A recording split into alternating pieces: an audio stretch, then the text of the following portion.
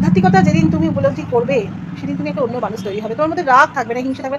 সত্যি কথা বিশ্বাস করো, আজ কষ্ট চালিয়ে দুঃখ পেয়েছি একটা টাইম পর্যন্ত, সেই টাইমটার পরে যখন আমি সত্যি উপলব্ধি করেছি, এখন প্রতি মুহূর্তে প্রতিদিন তার ইচ্ছা ছাড়া কিচ্ছু হয় না, তার ইচ্ছা ছাড়া কিচ্ছু হয় না। বুঝবে না, কেনই বা বুঝতে যাবে, তার কি দায় আছে যে আমাকে সে বুঝতে যাবে, অন্য একজন মানুষ আমাকে বুঝতে যাবে? অতএব সে তার ভুল ধারণা নিয়ে থাকে। একটা এমন বয়সে এসে আমরা দাঁড়িয়েছি না, এই বয়সে এসে যদি আমাদের এই আধ্যাত্মিক ভাবনাগুলো নিজেদের মধ্যে না কাজ করে, আমাদের মধ্যে যদি সত্যি সত্যি ঈশ্বরের চেতনা না আসে, শুধু পুজো অর্চা করে কী করবো? ওপরে তো যেতে হবে, কী কর্ম নিয়ে যাব, কী কর্ম করে যাব? আমরা যে কর্মটা করবো, আমরা যেটুকুনি ভালো অর্জন করবো সেটুকু তো আমার সন্তানের জন্যই রেখে যাবো, আর যদি কিছু খারাপ অর্জন করি সেটাও আমার সন্তানের জন্য রেখে যাবো। মাঝে মাঝে বড় বিষয় লাগে, খারাপটা রেখে যাবো। কিসের যে এত টানা পড়েন, কদিনেরই বা সময় নিয়ে এসেছি, আর কি বা সঙ্গে করে নিয়ে যাব? হয় জলে মিশে যাব, আর না হয়তো মাটিতে মিশে যাব। তাহলে এত কিসের দ্বন্দ্ব? এই যে আজকে সোশ্যাল মিডিয়াতে এসে এত মানুষের সাথে পরিচয়, যাদের আমি চিনতাম না কিছুদিন আগে পর্যন্ত, যাদের সাথে আমার কোনো রক্তের সম্পর্ক নেই, কেমন যেন তারা আজকে একটা পরিবার হয়ে গেছে। এই যে এত ভালোবাসা, একজন আরেকজনের কথা ভাবা, একজন আরেকজনের জন্য চিন্তা করা, একজন আরেকজনের পাশে থাকা, এমন ভালোবাসা কেন সংক্রমিত হয় না? এমনভাবে যদি প্রতিটা মানুষ, শুধু মানুষই বা কেন, প্রতিটি প্রাণী যদি এইভাবে আমরা পাশাপাশি থাকতে পারতাম ভালোবেসে। এই যে আমরা কত সময় নিরীহ প্রাণীদের উপর আঘাত আনি, রাস্তার কুকুর বিড়ালকে মারধর করি, তাদের সাথে অমানবিক আচরণ করি, কেন? পৃথিবীটা কি আমাদের একার? পৃথিবী কি শুধু মানুষের জন্য? পৃথিবী তো সকলের জন্য। এসব তো সকলের জন্য যত্ন করেই পৃথিবীটা গড়েছেন, তাই জন্যই তো সকলকে পাঠিয়েছেন। তাহলে কেন আমাদের মধ্যে এত দ্বন্দ্ব, এত হিংসে? একটু কি আমরা ভালোবাসা ছড়িয়ে দিতে পারি না? আমরা কি একে অপরের পাশে একটু ভালোবেসে থাকতে পারি না? অনেক কিছু দেখেছি, অনেক অভিজ্ঞতা হয়েছে, অনেক সময় অনেক দুঃখ পেয়েছি, আঘাত পেয়েছি, যন্ত্রণা পেয়েছি, কিন্তু এই এত কিছু সহ্য করতে করতে না একদম শক্ত লোহার মতো হয়ে গেছি। যেমন লোহাকে পিটিয়ে পিটিয়ে শক্ত করা হয়, আমিও ঠিক তেমনই হয়ে গেছি। একটা অদ্ভুত শক্তি পেয়েছি যা দিয়ে নিজেকে গড়েছি। যেমন ঠিক লোহাকে পিটিয়ে শক্ত করা হয়, আমিও ঠিক তেমন হয়ে গেছি। সত্যি কথা বলতে কি, আজকে সবটাই মানে ফু দিয়ে উড়িয়ে দিতে পারি, কিচ্ছু গায়ে লাগে না। আমাকে যে যা খুশি বলে, যা খুশি ব্যবহার করে, আমি একটু রাগ হই না, একটু অভিমান হয় না। কারণ এটুকুনি বুঝি যে সবাই যে যার কর্ম করছে, যার যে কাজ সে সেটাই করছে। প্রত্যেক মানুষের জীবনেই না পরীক্ষার একটা মুহূর্ত আসা দরকার। আজকে আমি যেই সময়টার মধ্যে দিয়ে যাচ্ছি, আমার মনে হয় এটা ঈশ্বরের পরীক্ষা।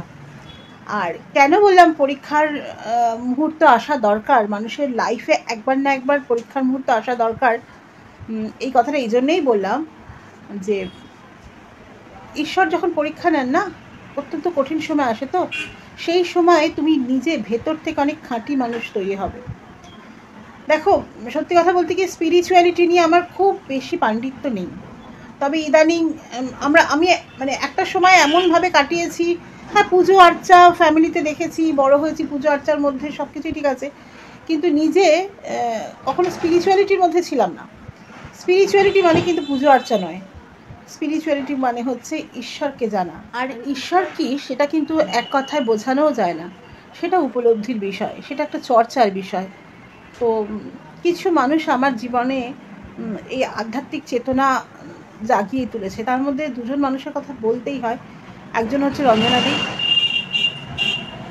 রঞ্জনাদি, উনি থাকেন সুদূর বোম্বেতে, কিন্তু সেখান থেকে ঠিক একদম মানে ঘুড়ির লাটাইটা ধরে থাকে না, মানে উনি সেই অর্থে আমাদের সবসময় ওপর থেকে মানে সবসময় উনি আমাদের একটা ওনার ছায়ায় রেখেছেন, সবসময়ই আমাদেরকে একটা ওনার স্নেহ ছায়াতে রেখেছেন, এবং ওনার যে আধ্যাত্মিক চেতনা সেটা আমাদের সাথে এখানে বহু মানুষের সাথেই শেয়ার করেন, কারণ ইউটিউবে ওনার একটা চ্যানেল আছে, আর ইউটিউব থেকে ওনার সাথে আমার পরিচয়। কিন্তু ইউটিউবেও ওনাকে যতটা না চিনেছি, কাছে যাওয়ার পরে অনেক বেশি চিনেছিলাম। তারপরে ইউটিউব তো আছেই, সোশ্যাল মিডিয়া তো আছেই। এবং এই রঞ্জনা সেনগুপ্ত আর একজন আছেন হচ্ছে আমাদের স্বপ্না মজুমদার, স্বপ্নাদি, তিনিও, তার সাথেও আমার ইউটিউব থেকে পরিচয়। এই দুটি মানুষ আমার জীবনে আধ্যাত্মিক চেতনাকে জাগিয়েছেন বা আমাকে আধ্যাত্মিকতা কি সেটা বুঝতে সাহায্য করেছেন। তো আধ্যাত্মিকতা যেদিন তুমি উপলব্ধি করবে সেদিন তুমি একটা অন্য মানুষ তৈরি হবে। তোমার মধ্যে রাগ থাকবে না, হিংসে থাকবে। সত্যি কথা বিশ্বাস করো, আজকের ডেটে দাঁড়িয়ে না আমার কারোর উপর রাগ হয় না। হয়তো একটা সময় ছিল যে হয়তো কাউকে আমি একটা কথা বললাম, একটা রিকোয়েস্ট করলাম, সে না করে দিল, খুব খারাপ লাগতো, রাগ হতাম বা কিছু। এখন হই না, বিশ্বাস করো। এখন কারোর উপর আমার কোনো শত্রু নেই, আমার কারোর উপর কোনো রাগ নেই, কোনো দুঃখ নেই, কোনো অভিমান নেই। আমার সাথে অনেকে অনেক ধরনের আচরণ করেছে কিছু বছরে, কিন্তু খুব কষ্ট পেয়েছি, খুব দুঃখ পেয়েছি একটা টাইম পর্যন্ত। সেই টাইমটার পরে যখন আমি সত্যি উপলব্ধি করেছি, এখন প্রতি মুহূর্তে প্রতিদিন আমি ভীষণভাবে ঈশ্বরকে উপলব্ধি করি। আমি যদি ঠাকুরের কাছে বসে পুজো নাও করি, তাও আমার ভিতরে একটা আলাদাই মানে কি বলবো, ঈশ্বরের প্রতি ঈশ্বর চেতনা থাকে, ঈশ্বরের সাথে কানেকশনস থাকে। সেটা প্রত্যেক মানুষের মধ্যেই থাকে। সেটাকে কি বলবো, ঘষে মেজে সেটাকে অনেক বেশি, আমি কি ভাষা দিয়ে বোঝাতে পারছি না, অনেক বেশি সেটাকে জাগরিত করতে হয়। তো সেই চেষ্টাই করছি। তাই আজকের দিন আমার কোনো কারোর সাথে কোনো রাগারাগি নেই, কোনো অশান্তি নেই, কোনো ঝগড়া নেই, সকলের সাথে আমার ভালো সম্পর্ক। আমি রাখতেও চাই আগামী দিনে। কোনো রাগ নেই আজকের দিনে দাঁড়িয়ে, বিশ্বাস করো।